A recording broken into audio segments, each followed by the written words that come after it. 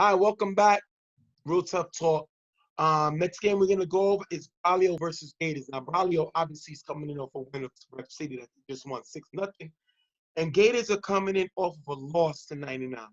Now, Gators will not have their drafted player Rico. He will not be here, and their starting quarterback is not throwing. Nelson gets to start. Yeah. Now, I've coached Nelson.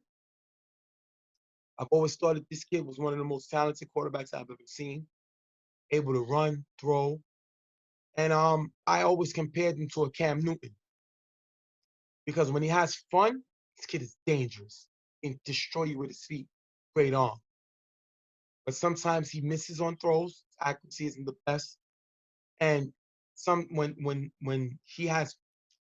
he's focused too much on the game and not his natural abilities, he struggles. And that's been the whole thought of his career. Now I think this start and whatever other start he get is important for him because this is probably going to be the last start he gets in his career. Similar to Cam Newton with New England. This Gators team has looked bad. Their first win, their only win, was to the Sharks, first game of the season, and they have lost every other game. Yeah. And expected to do some things. I think he didn't realize how difficult this league could be. I don't think he realized that. I don't think he realized that you have to be able to go and get more talent. And you have to be prepared when you come in UFL because UFL could be brutal. I know they call it the church league, but this team, this league is not so loving as far as the teams. They will try to kick you and keep you down as long as they can. Nobody's going to be nice to you. And I think Ant is getting a rude awakening of what's going on right now. I mean, one thing, along with being, us getting the name, that this league getting the name of the church league, that was our assigned name, not a name this league gave to itself. But another thing that was also labeled for this league was this was a defensive league. Right. Which is something that a lot of leagues can't really say. But this is a mainly the defensive league. Correct. It's hard to score here. The fields are huge. So you got to have players that's able to help you stretch the field. And Reggie struggled at doing that, even though he's a veteran in this league. I think this is one of his worst seasons I've ever seen him play. And Nelson, coming in, he has some good years. He has some bad years. He had a championship year, and I've never seen him play that well ever since then. Well, championship appearance. Yes, championship appearance is what I'm saying. Yes, he went to a championship, and I've never seen him play that well again since then. It's been downhill from there. So one thing about Nelson is he's never been a take charge quarterback, and I think that that's one of the main things that hurts his game. He's always a person that when in the huddle, somebody else is calling the plays. They're the ones subbing in and out half the time. He doesn't have control of the huddle, or like he has to take charge of the huddle. That's something I feel like he hasn't done yet, and it's hurting him. But a lot of these other guys have to step up and make plays for him. It's going to be a tough game. They don't have everybody. They don't have Rico yet again for another game. So guys got to step up and make plays. That's all I can say. These are the guys that they have. They got to find a way to make it work. And probably we're not going to get too much about them because we just saw them play. Yes. We already know that they're playing a doubleheader. And this is a game that they must have. And we're gonna have to see how it goes. We're gonna jump right into it. Nelson is gonna play, but he's not gonna start because he's gonna get late. So we got Flacco starting. Second down, Flacco on 4 rush is sacked by Asa. They just can't get much closer, and they're gonna have to punt. And that's not a way you want to start it off, especially on a team that's hot because they just played another game. And they starting off slow. Nelson ain't here. I'm pretty sure Flacco didn't expect to get the start. And it don't matter because the team is punting anyway. One thing I got to say is the person that they have blocking for the quarterbacks on this Gators team is Los. Los is not a blocker. He's never been a blocker. No. Even though they make him block every now and then, he suffered the same issue in the Browns.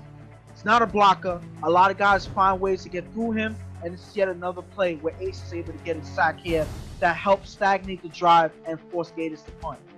Braulio can't move the ball, and they're going to have to punt. And like I said, this is what Braulio pretty much does. They kill the clock, you know what I mean? And then they'll punt. As long as they try to score 1 to 2 touchdowns, maybe if they're lucky, they got a great defense, so they don't hurt their defense by making too many turnovers. Nelson's going to get in the game. The blocker from Nelson's going to make the throw on the sideline. The receiver's going to fall. That's going to be incomplete. But if you look here, Ant was open short. Third down, Nelson is blitzed by Dave and sacked by Asa as the Gators have to punt. Asa's been playing very well. He had a sack in the first game. He has 2 sacks now. This guy's been playing very well. I've also coached this guy. He's definitely capable of playing multiple positions on the defense, and he comes away making big plays there, forcing the Gators have to punt. He's been playing well right now on defense, not necessarily on offense. He has a couple drops that he had in that last game, so he has yet to show that he is doing well on offense right now. But on defense, he is getting to the quarterback, putting pressure, and he's actually getting sacks, and that's his 2nd sack of the day already. After getting a first down, Dave throws a disco on the sideline for a nice gain. This goes a veteran, and Dave is going to go to whoever's open, and he finds him here. This is my beef. Look at this defense. Look at they're doing. They're arguing. That's why they're 12th in defense. They give up 20 points a game. This is why. They can't get on the same page. They can't agree with nothing. And listen, Ant knew what he was getting into when he joined the league. I don't think he focused so much on the roster that these guys have not really played together. They don't really know what's going on, and they're struggling as you see them arguing here. Second down, Dave throws a tie open on the sideline, getting them near the 10-yard line. If you look here, Ant and Prodigy are not talking. 4th and goal, Dave finds VIP in the front end zone for the touchdown. 6-0. Braulio scores. And when you emphasize that they're not talking because they're busy arguing. So how can you hear and communicate properly on where to go, who to pick up, when you're busy arguing and fighting each other? So they got to get on the same page, and if not, plays like this is going to happen. And you can't blame Dave in this offense. They're going to take advantage, and they're going to find a way to get into the end zone. That's exactly what they do here. Great play by VIP. He has to be involved in this offense. Yes. He is too talented. Has to find him getting the ball. Great play by Dave there. Nelson with 2 passes to Chris in the middle, who gets to the 10-yard line. Third down, Nelson is blitzed by Happy, runs on the sideline, getting him to the 5-yard line. This is something Reggie can't do. Nelson can. And that's why I said it was great to have him at the start, because when the blocking breaks down, he can take off similar to Cam Newton. Great run by Nelson. Then what happens? 4th and goal. Nelson finds Cecil in the back of the end zone for the touchdown. Prodigy gets the extra point. 7-6. Gators take the lead. And this is what Nelson can do. Because of his ability to scramble and make plays with his feet, it opens up passing lanes, and he makes one with his arm. 7-6. Cecil getting involved in the offense passing attack. He take the lead. And all it takes is Nelson is to make the right decision. We already know he has a good arm. We already know that he can take off with his feet. We already know that he has all the pieces in terms of his skill that he needs to be successful. It's all about the decision making and being comfortable in the pocket. And he was both of those in this drive right here, and he's finally able to get into the end zone for the score here. Braulio can't score before half, and we're gonna go into halftime 7-6 sharp. 7-6 Gators.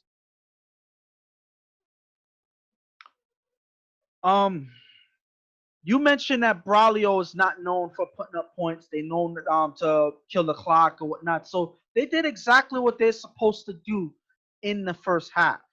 But the Gators, even though they have the lead, I'm still wouldn't be satisfied with the way they're playing right now, because this team has been arguing. This team has not been communicating properly. They probably would be up 7-0 in this game if it was up for them communicating properly and making some plays on defense. Because they're not, this Braulio team is still in the game. So the Gators have to fix that in the second half. They have to communicate better. They have to allocate who's going to be assigned to who. If they're going to be playing man, if they're going to be playing zone, they got to communicate better. That's pretty much the main thing that they need to win this game. Braulio, I'm not worried. The way these guys are arguing with each other, they're going to give me an opportunity. 7-6 is exactly how we want it. 7-6 is exactly how we take it because now we just got to score another touchdown. This team is not capable of keeping a lead. This team is basically doesn't like being each other on the same field the way they argue. So at the end of the day, we've been in this position before. We've just beaten the defending champions. There's no way we can't beat a team that's worse than them. We're going to jump right into the second half. 4-0. First down, Dave throws the side, cutting in the gap, caught out of bounds, incomplete. Third down, Dave is blitzed by Cecil. Dave throws a pass, but it's blocked by Los at the given position, incomplete. Braulio's going to have to punt. Gators get the ball. Nelson with blocker from Los is still sacked by Asa. Asa's fourth sack in 2 games. Great play by him. You look here, Cecil's open right here in the gap, and Nelson missed him. Third down, Nelson is blitzed by Dave. Throws to Chris on the sideline, knocked away by Ty. He missed. Look here, Prodigy's open, missed him. Gators are going to have to punt. And this is a great defensive attack by Braulio. Again, they're not worried that they're not scoring because they know they're going to get their opportunity. But they're able to show that defense that's definitely going to carry them the remainder of the season and make stops. Great play by them there. Braulio gets the ball offensively. Dave throws the Asa in the gap. That's going to be dropped. Third down, Dave throws the Asa on the sideline. That's going to be dropped. Braulio has to punt. Now, like you said, Asa has not played well on the offensive side of the ball. Defensively, he's played well. Offensively, he has not. And this is all on him on this drive. You're giving the Gators a little momentum when you're dropping the ball. And because of his drops, Braulio's going to have to punt. When you're right there, you're 1 point down, and now you're dropping routine passes. Yes, Ace has been doing well on defense, but it's not going to help them get into the end zone. So it's all it's doing is hurting your offense right now. Second down, Nelson's going to throw to Cecil in the gap. That's going to be dropped. Gators can't move the ball any further, and they're going to have to punt. And this is why I'm trying to tell you, Braulio's not worried because the Gators are not consistent offensively. So as long as Braulio can hold them on the defensive side of the ball, they can get an opportunity to take the lead. Now we're going to have to see if they're able to do that in the next drive. First down, Dave with blocker from Happy, throws deep to Wakanda, who gets by Chris, caught in the end zone for the touchdown, and gets the extra, and intercepts the extra point. 12-7, Braulio. And my man, finally, it's been a while, but we finally get to set it. My man doing it for Wakanda. My man with the touchdown right there. Still think that's a little racist name. But at the end of the day, great play by him, finding the end zone finally. And Dave goes downfield. Dave is capable of doing this once in a while. I sleep on him. He goes downfield, touchdown. Oh, I gotta say 2 things. First of all, I don't understand what you mean by the name being racist. I don't get it. Black man. It's a name that was that of a country that's a black nation. I don't see how that's racist, but that's beyond me. Let's move on. But I gotta say this. The key to this play is one thing that you really did not emphasize, and that was Happy giving Dave time. That made the difference because it gave Wakanda the opportunity to get by the defender as he's trying to get an open lane. So that extra time given to Dave and Wakanda is what mattered, and it's what gave them the opportunity to make this play happen. Happy gets the big credit for that block there. 12-7, Braulio. Braulio goes onside. The ball is short, touched by Nick and dropped. The ball is recovered by VIP, Braulio's ball. Let me tell you something. Braulio, led by Dave, Happy, Asa, are the best onside throwing team in the league ever, of all time. Nobody's better than them. They're the reason the UFL league does not allow the ball live until under 4 minutes in the first and the second half. Yeah. This team is the master of this. They'll do it all game, and they'll get it close to half the time. They get it here. Great play by them, trying to put the game away. Yes, all of that is fine. All of that is good. You know, give them credit. Best onside throwing team ever, whatever. But that was the dumbest thing I've ever seen Nick do right here. What? Okay, the ball is short. Why are you touching it? There's no reason. No reason at all. that's an instant flag. But he goes trying to run. Guys, when they see the ball, they want to try to catch it and run and get some extra yards. Unfortunately, he drops it on this play and ends up going to the opposite team. They needed this drive to come back in this game. They are now down 12-7, and the one opportunity that they had was lost by that onside drop, and Braulio has opportunity to put the game away now. Well, third down at the 48, Gabe rolls left on 4 rush, throws short to Ty in the middle for the first down. End of the game, Braulio comes away with win over the Gators, 12-7. This is disappointing. First of all, before I say anything else, shout out to Braulio getting 2 wins in a row. After not having any wins this season, they got 2 in a row. So shout out to them. All the credit in the world for them. But this could have went the opposite way, potentially, if Nick doesn't drop this pass. If Nick doesn't drop this onside throw. They were only down 5. All you have to do is score, and you have opportunity to win the game. He gives them the ball right back, giving away the game.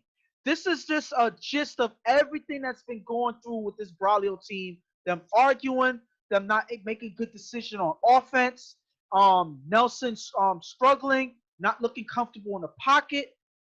Guys dropping passes, getting beat on defense. It's like everything is falling apart that doesn't need to happen. Like everything that doesn't need to happen has been happening for this Gators team this season.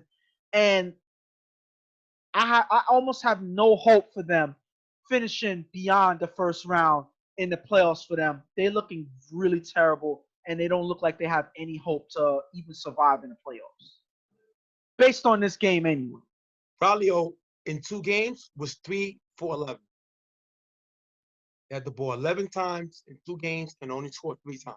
But you know what they did? Braulio did defensively? Yeah, they were 3 for 11. But you know what they did offensively? In 2 games between the Gators and Rep City, they had them 1 for 11 with an interception and a fumble recovery. That's what they want to do. That's exactly what they want to do. That's why, like I said, when I looked at the thing, Braulio's defense are giving up. They're letting you score 39% of the time. That is 4th in efficiency defense. Yeah. You got to give it to them. This team plays defense. They play defense. And Dave is not going to kill his team. He will punt all day because he believes in his defense. He's going to score 1 or 2 touchdowns and play defense. And that's what he did. Shout to them. They get 2 wins, and it moves them up. Great play by them. Listen, the Gators, not enough playmakers. Yeah. And when you don't have enough playmakers, Nelson tries to make plays on its own. And it can be great, or it can be a swing and a miss. Listen, at the end of the day, this is Ant's team. He knew what he was doing. He knew how he was going to do it when he joined the league. And now he has to be the captain of the sinking ship. Now, you remember the Titanic? Yeah. And remember the part when the captain was walking to the front, and the guy gave him the life jacket, and the captain just kind of walked away from it? Yeah. Because he knew his mistake caused this ship to sink. He knew it. And he wanted to go down with the ship. Anthony has to go down with the ship. He has to. Meaning he has to take responsibility on this team. He built this team. Yeah. It's team. Now, I respect the fact that he wanted to compete. Give him that. I respect the fact that he's not dropping out. I respect that. But he's the face of this team. This is his team. And because of the lack of talent, and not only the lack of talent, because they have some players on here, because his leadership, I think he was so worried about going old school that he didn't realize it's like basketball. You're shooting threes now. There is no big man in the post no more. There is no center. That's not a part of the game anymore. And because it's his inability to come up with the times that are now is what cost him this season. Season's not over. We've seen Rep City win a championship. So anything can happen in the playoffs. But he has to take the responsibility, the main part of responsibility on what's going on with the team. All right, we're going to wrap this game up with Braulio coming away with the win over the Gators, 12-7. We're going to be right back.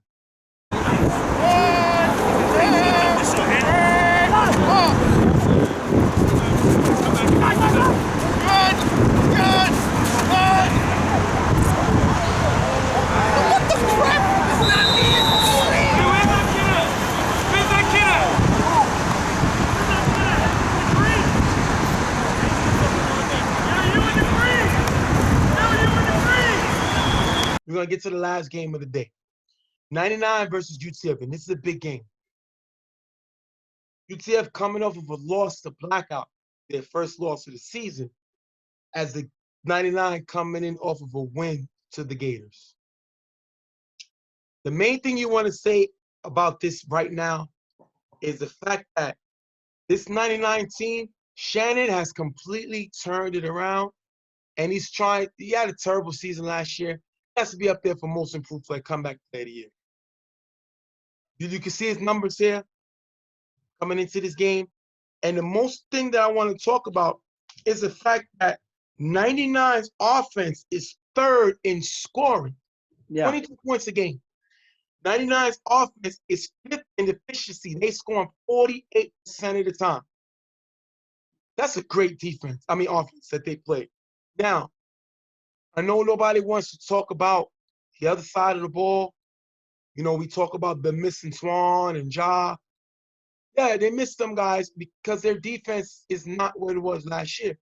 This defense is tied for 10th.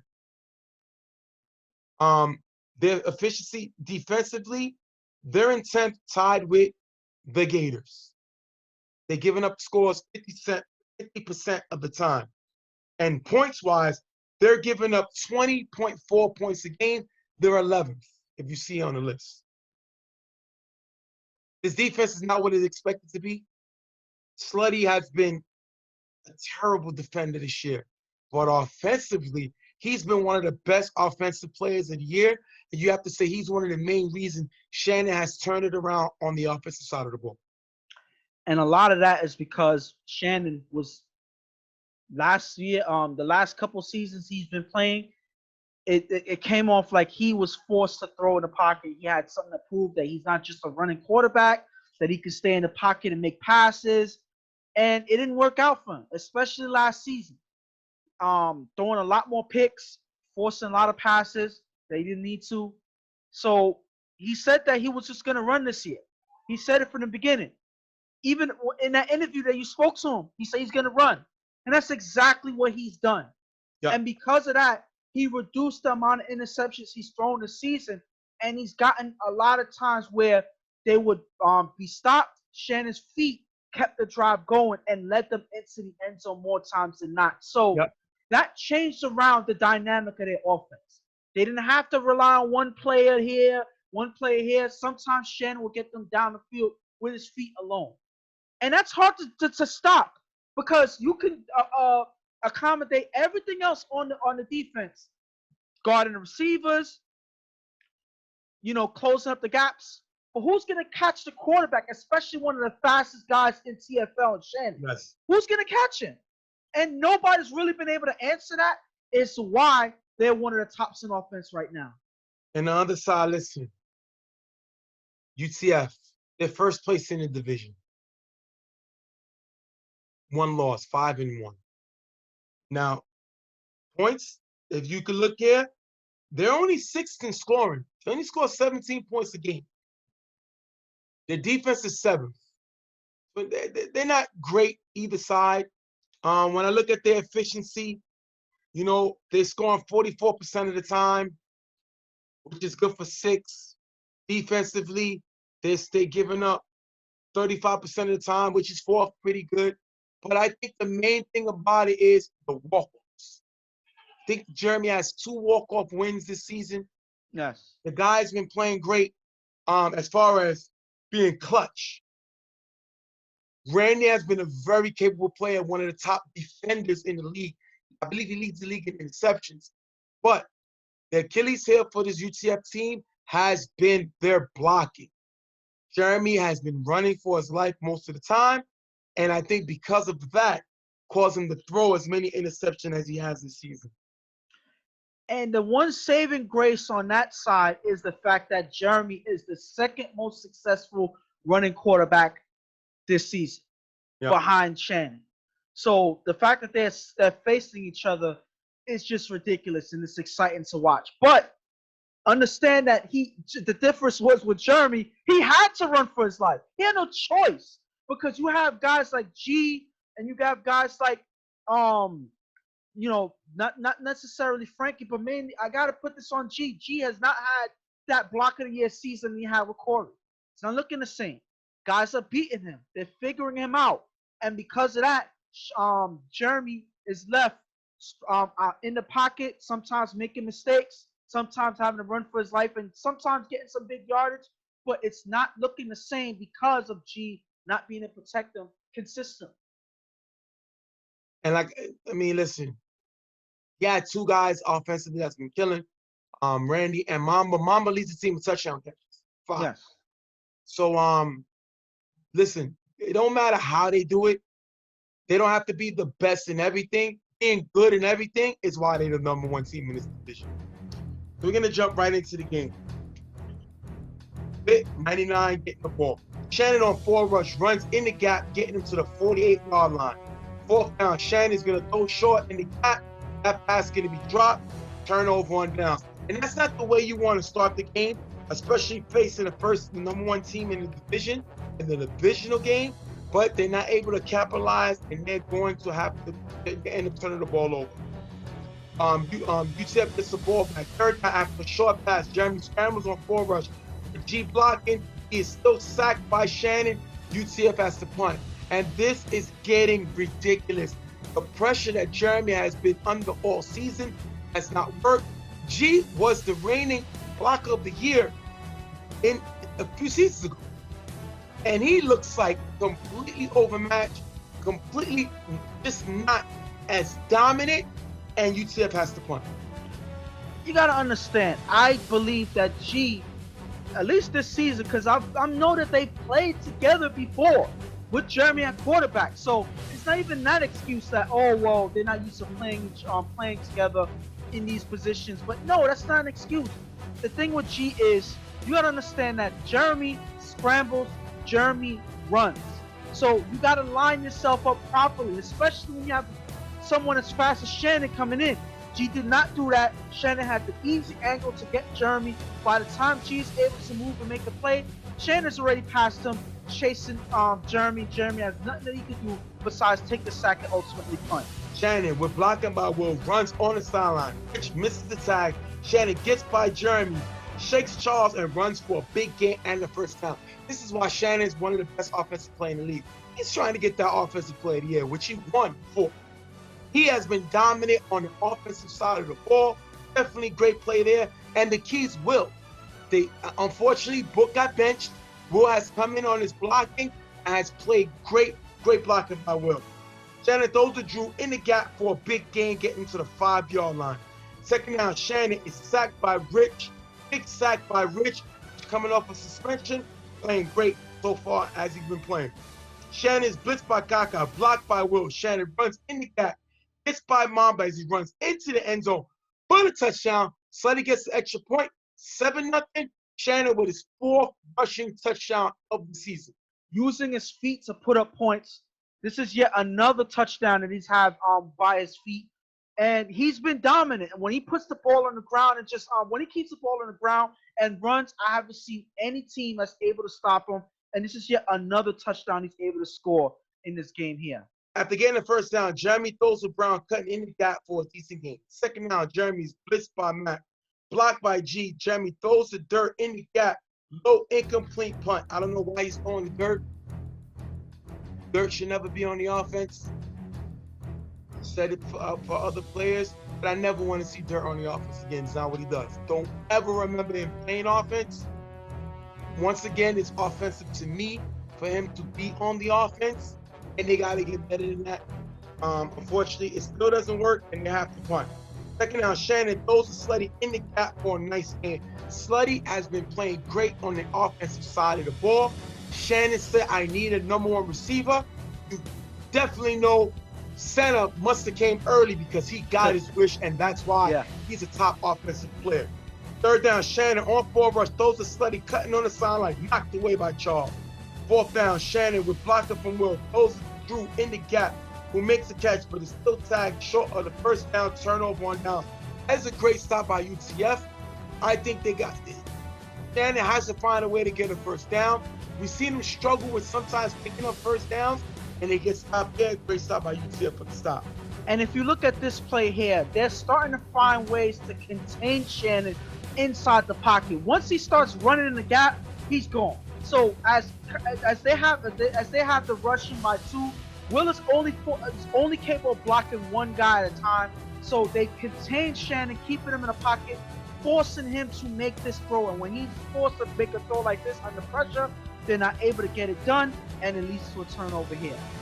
Jeremy on forward rush throws, but the pass is blocked by Shannon at the give-up position. Shannon is doing it all over the board. Great play for them, incomplete. Third down, Jeremy on forward rush throws to Charles, cutting in the middle. Charles gets one hand on it, but it's dropped. UTF has to punt. UTF has punted three times in a row this game, which means they're not moving the ball. The things that make you laugh make you cry, and they kind of was inefficient. And we've seen Jeremy come away with some big runs, but with Shannon at ball give, he's not going to get those big runs. So you see it here.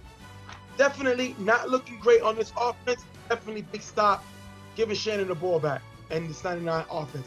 Shannon with 2 runs in the gap on forward rush for a nice gain, getting to the 40-yard line. Last play of the half, Shannon throws it up. The pass is incomplete, taking us into the half. 7-0, 99 with the lead. Everything that you need to do, they have done, especially with Shannon at the ball giver position. I believe that was a calculated move on 99's part, and I think that was the difference maker on their defense, keeping Jeremy from getting some big runs, putting pressure on him at all times, and making Jeremy struggle on the field. That's a good defense by 99. That's why they have the lead. UTF did not score their last game versus Blackout. They got shut out. Yeah. Now we're in the half, and they're getting shut out. If I'm Flo, the coach of this team, I'm a little concerned. They shut Corey down for the year. So it's all on Jeremy. And right now, the things that they got away with against other teams, they're not getting away with this game. Yeah. 99 has shut down their ability to make a big play. And Shannon is not giving Randy an opportunity to get an interception and get the momentum. UCF is a momentum team. They make a big play, they get charged, and they make more plays. 99 is not allowing them to make big plays, and that's what's slowing this UTF offense down as they punted 3 times in the first half. Gonna jump into the second half. Jeremy, a blocker from G, runs in the middle, spin past Max, run all the way to the 25-yard line and the first down. This is what they need. They have to make a big play, start getting the troops moving. Great play by Jeremy. Second half, after the short pass, Jeremy's blitzed by Will and sacked by Shannon. Listen, Shannon is not going to let Jeremy be consistent on those run plays. Shannon with a big sack there. 4th and goal. Jeremy was blocked by G, throws it Brown in the corner of the end zone, knocked away by Slutty, turnover on downs. You said it before. If you get Slutty on defense in the end zone, he can make plays because it's a closed-off space. We see it here. If you get him on an open field, you see him get beat consistently. But when the end zone is close and it's a closed-out area, he makes plays, makes a big play here, big play by Slutty here. And this is proof. This is what proves that. I said it when they played against the Raiders in that game a few weeks ago, and Slutty looked good inside the red zone. Downfield, he gets beat. But here, he's able to stop that play. He's not there to make that play there. That is a touchdown pass. So Slutty locking up, paying attention, being aware of a play like this, and they're able to stop them in the red zone for another turnover here. Second down, after a short run, Shannon throws the Mac in the middle for a nice game. Third down, Shannon on forward rush is sacked before the throw by Rich. If you look here, Wooler was stuck blocking Kaka, and Shannon gets sacked 99 as the punt. I think Shannon is one of the most sacked quarterbacks in the league. And that's because sometimes he still gets caught trying to be a passer. Yeah. We've seen Book get destroyed by Damu a few weeks ago. So that's going to put his numbers up high, and he's still consistently getting sacked. That's because sometimes he doesn't know when he wants to run and when he wants to pass. And when he gets caught in that decision making, he makes mistakes, and I think that's the weakness to his game. He gets sacked here, and they're going to have to punt. Second down after a short run, Jeremy throws a Mamba on the sideline for a nice game. Fourth down at the 7-yard line. Jeremy passes blocked by Shannon at giver. Turnover on downs. I don't think Shannon realized how important he is at the giver position, especially against a quarterback like Jeremy. We've seen Akon play the giver position. We've seen Alex play the giver position. 8 players knowing that they can't play defense side of the ball because they're quarterbacking, making an impact at the ball giver position. We've seen Jeremy make plays at the giver position. Now that we've seen Shannon do it, he's making big plays, and now he's definitely going to be another weapon. That is a turnover on downs as UTF gets stopped again. Shannon gets the ball. He's going to throw to Drew open in the gap for a nice game as Boothel gets caught watching Shannon, and Shannon's been running all day. Third down, Shannon tries to run a 4 rush, but is sacked by Rich and has to punt. And like I said, this is the problem that Shannon has. Sometimes he doesn't know if he want to run or pass, and when he gets caught trying to run late, he gets sacked, and they have to punt again. Great stop by UTF. And this is Rich's 3rd sack of the day. If you look here, because Rich runs towards an angle, it forces Shannon to try to run in the gap. Rich makes a dive and makes the sack right there before Shannon gets any momentum to run down the field. That is great play by Rich. He has been a difference maker on his defense, keeping Shannon honest, keeping him in the pocket for his 3rd sack, forcing a turnover here. Second down, Jeremy throws a Mamba in the middle, tipped by Stretch, picked off by Drew. If you look here, nobody is short, and that is another stop by this 99 defense, stopping Jeremy, making him throw an interception. Great play by Stretch. They turn the ball over. And I don't believe that Jeremy saw Stretch in the middle of the field.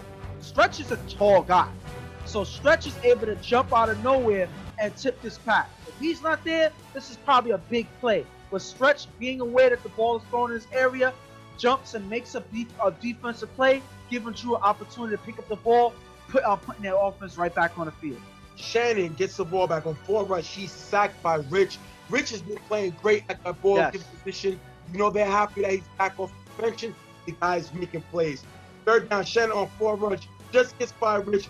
Runs on the sideline for a decent gain. 1 minute left in the game. It's going to take us to 4th down. Shannon with 2 blockers runs in the gap. Nice block here by Mac on Mamba. Shannon just reaches the ball and gets the first down in the game. 99 comes away with the win. 7-0 to end the game. The key to that was that block by Mac. Because if he doesn't block him there, Shannon gets stopped, and Jeremy and this UTF offense have an opportunity to walk off again in this game. So shout outs to Mac with that key block to seal the game, getting Shannon an opportunity to run across the end zone. Run across the first down line. That was a big play right there. All they needed to do was get the first down to run the clock.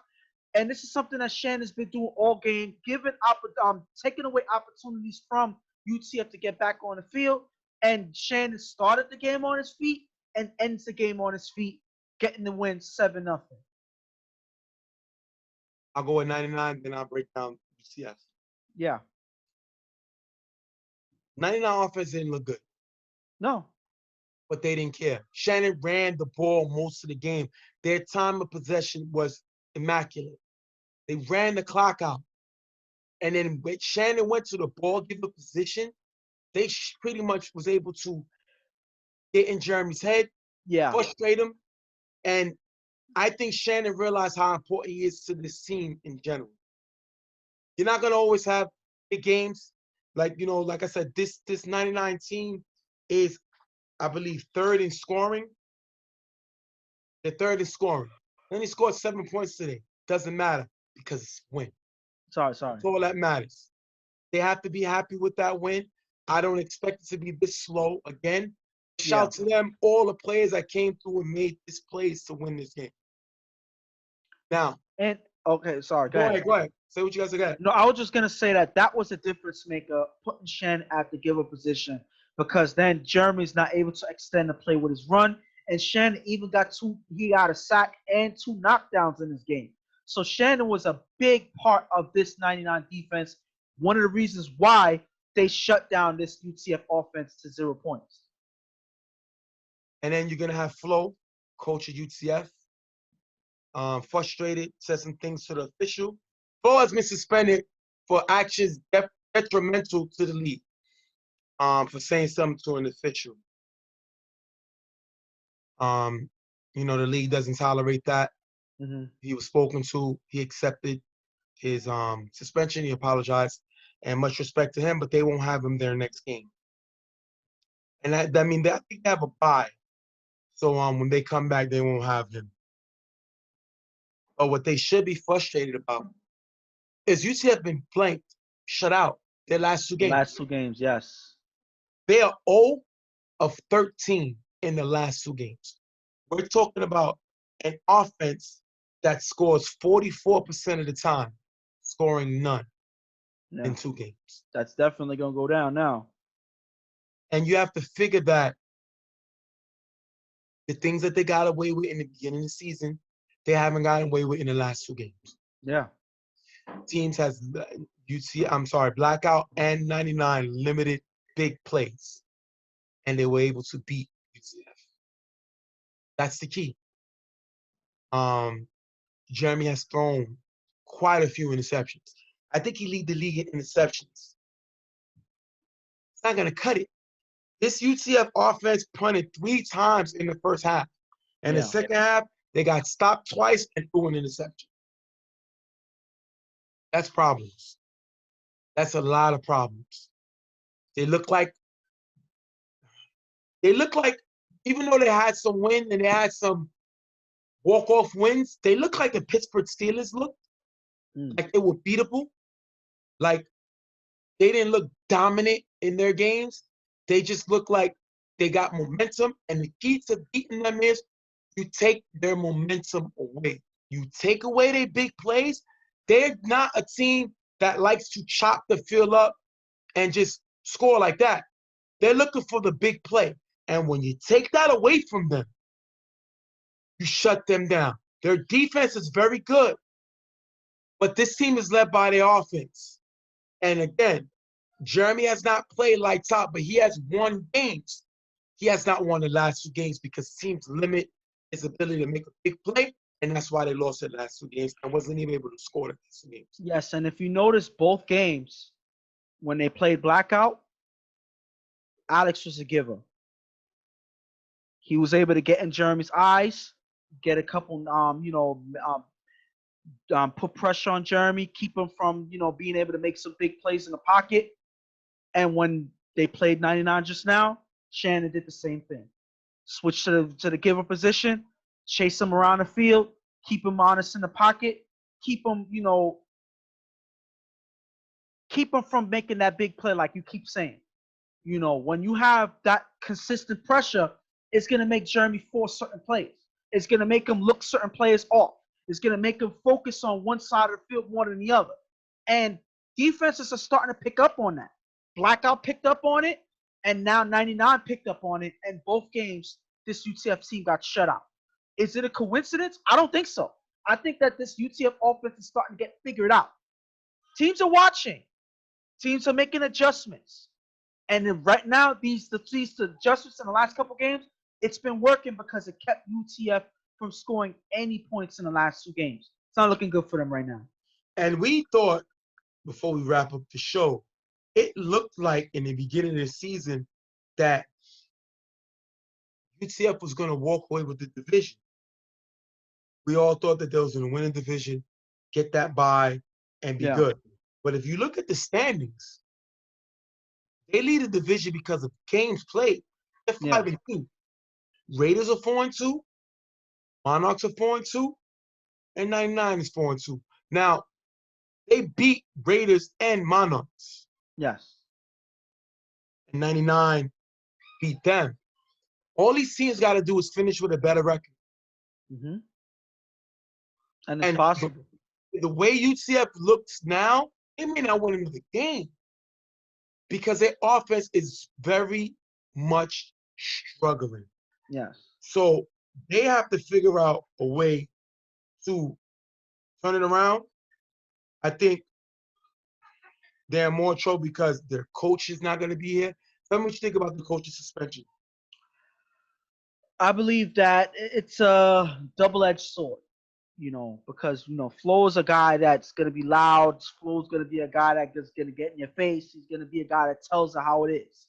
So the fact that they don't have to be under that pressure, maybe it benefits us certain guys on the team, but that also hurts because certain guys, in the leadership position, guys like Jeremy, guys like G, guys like Mamba, all of these guys who are the main players of the team, sometimes they need that. They need to hear that. They need to be told what it is on the field in order for them to correct their mistakes and play the best that they can play. Without that, they may not look as good. And right now, it's much needed. In the last couple games, they haven't been looking good. So losing that voice out there in Flow, using that, strategy and flow, because Flow is a veteran enough to know exactly what this team needs to do in certain positions. So losing him, like I said, it's a double-edged sword, but I think it hurts more than it helps in the end. Well, at the end of the day, UCF has to find a way. They can still lose the division. They can still not win this division. They have one more division game versus, I believe, Rep City, and then they got an outer division game. They got 2 games left. They better turn it around because this offense does not look like they're able to carry the team, especially the way they looked in the last 2 games. We're going to wrap this one up and wrap up the show. 99 come away with the win, 7-0. We're going to thank y'all guys for joining us today. We're going to start getting the all-star stuff together. We're going to start getting guys prepared for the playoffs. And listen, guys, Commissioner told me, get your league fee in. We got a special honor and we're doing at the All-Star game. We'll announce that next week. And we'll start getting guys prepared for the awards. Now you get to break down who we think are the award winners based on after they play these games on Saturday. So on behalf of Real Tough Talk, I'm Stephen James, my partner Ghost. And we're going to see y'all guys next week on another episode of Real Tough Talk. We out of here. Much love, guys.